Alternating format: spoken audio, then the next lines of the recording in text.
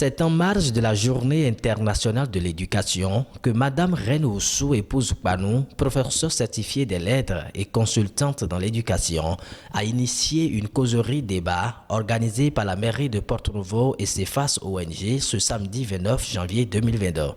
Avec pour partenaire Fondation de l'Alliance, cette cérémonie qui a lieu à la Maison des Jeunes de Diegankpevi a connu la présence d'un nombre remarquable de toutes catégories d'acteurs. Le directeur départemental de l'enseignement secondaire, technique et de la formation professionnelle de l'OME, le président de Cefas ONG, la première autorité de Porto-Novo, les ministres représentés et toute autre personnalité ne se sont pas fait compter ce mini-colloque. Je voudrais nous prier de les ovationner. Oui, c'est important de le faire parce que sans leur détermination, sans leur engagement, on ne serait pas ici aujourd'hui en train de célébrer une présente journée. Vraiment mes hommages à vous. Mesdames et messieurs les enseignants, je m'en voudrais de ne pas vous rendre un hommage digne du sacerdoce que vous faites pour un développement durable, parce que sans enseignement, sans éducation, on ne saurait parler de développement.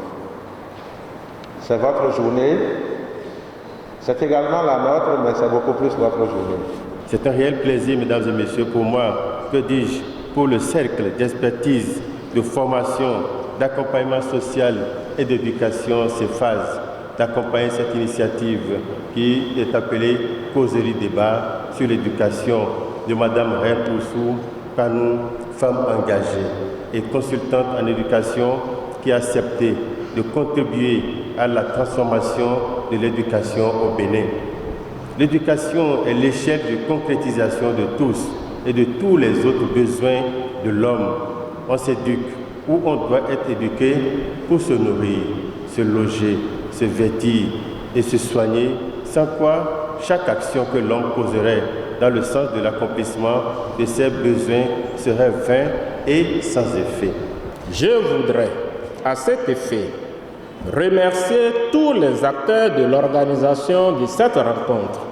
En l'occurrence, Madame Panou Reine, femme de lettres et consultante en éducation et culture, dont l'ingéniosité a consisté à envisager la présente rencontre en marge de la Journée internationale de l'éducation qui se tient le 24 janvier de chaque année comme prévu par l'UNESCO. L'éducation étant depuis longtemps l'affaire des communautés, je ne doute point un seul instant que la cible de personnes averties que vous constituez dans cette auguste salle de la Maison des Jeunes de Porto-Novo réfléchira de façon à favoriser l'épanouissement de notre jeunesse sur tous les plans. Le préfet du département de Lomé aurait bien voulu être à vos côtés.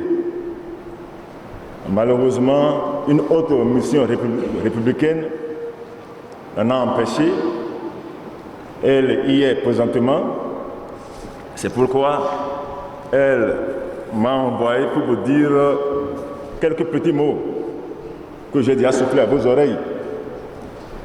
D'abord, c'est de vous remercier pour avoir eu l'ingénieuse idée d'organiser cette assise.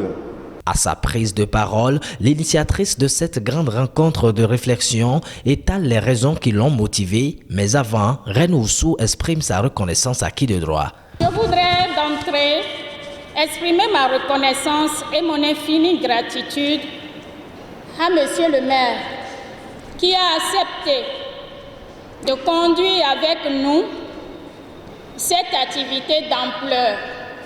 Au moment où nous prenions l'initiative avec le président de l'ONG Cefas, on ne savait pas que cette initiative allait prendre cette couleur. À vous, Monsieur le maire, ma reconnaissance.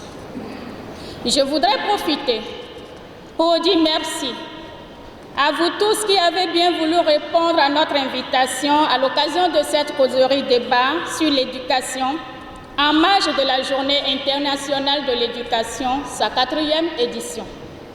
En effet, parmi les nombreux défis auxquels le monde est confronté, il n'en est pas de plus urgent à relever que celui de l'éducation.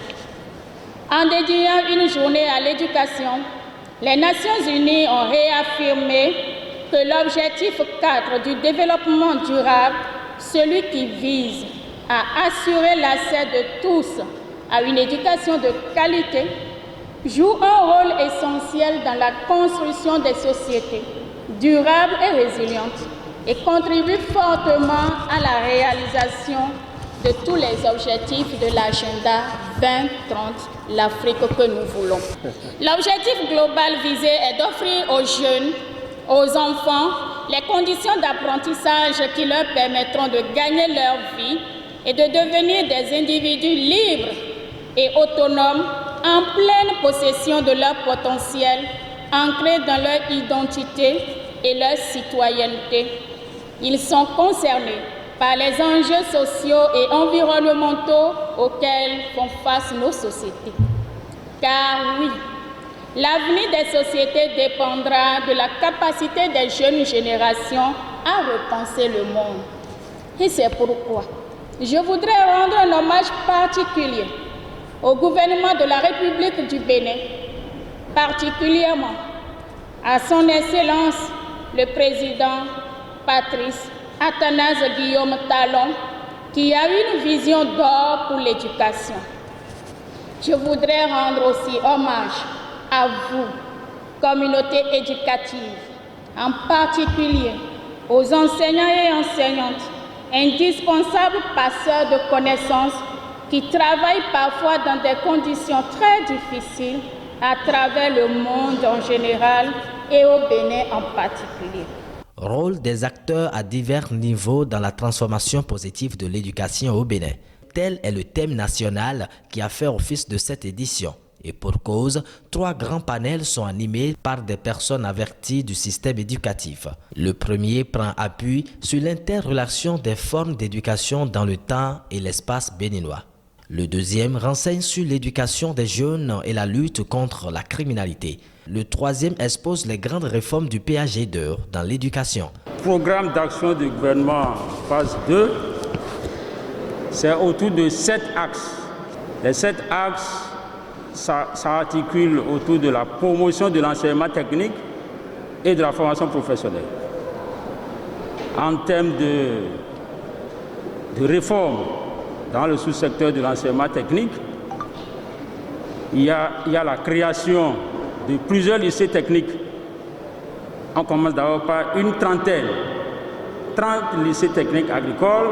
Et en 2024, les cours de maths dans ces lycées modernes sur 1050 hectares dans les communes sélectionnées. Après les travaux de groupe et plénière, place aux moments importants de cette assise historique. Lecture du rapport et la déclaration de porte-parole sur l'éducation.